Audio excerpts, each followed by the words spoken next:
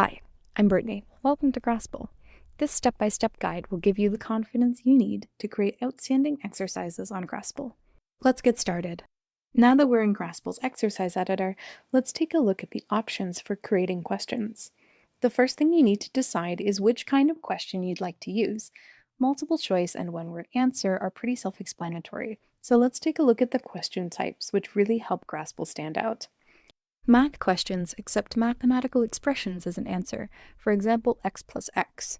Numeric only accepts numeric values, meaning those x's would need to be numbers, not variables. And unit questions allow you to create questions which require physical units.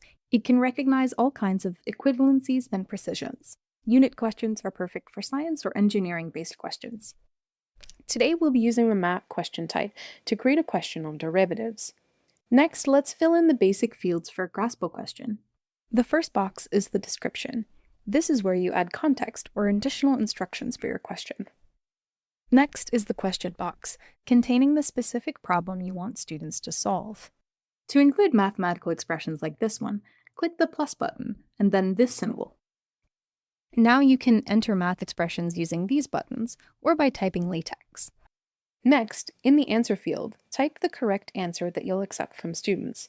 Since we have a math question, our answer box is already using the math format.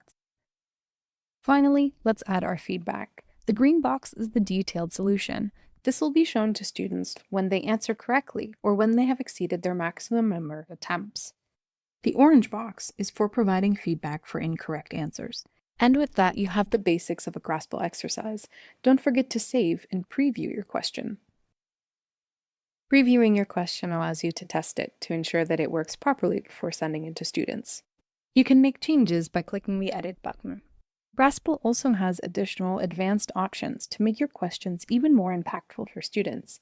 You can read more about these in detail in our Help Center, but let's do a quick overview here as well. You can create a follow-up question by clicking the Add Sub-Question button at the bottom of the page. This will allow you to ask a question based on the previous question. This also allows you to enable conditional logic, where, depending on a student's answer, they will be shown different follow-up questions. Also located in the More tab, you can enable parameterization. This means that each time the question is loaded in, the values of certain predetermined variables will change.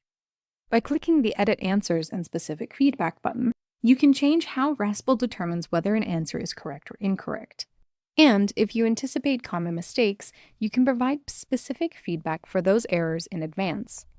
Now that we have a question ready to go, we might be thinking about how we want our students to interact with it. We can find additional settings here by clicking the Edit Settings button. This will allow us to overwrite the maximum number of attempts, override the default points, and overwrite the default end state of our question. And there you have it, an overview of all the features you need to know to create your first Grasple exercise.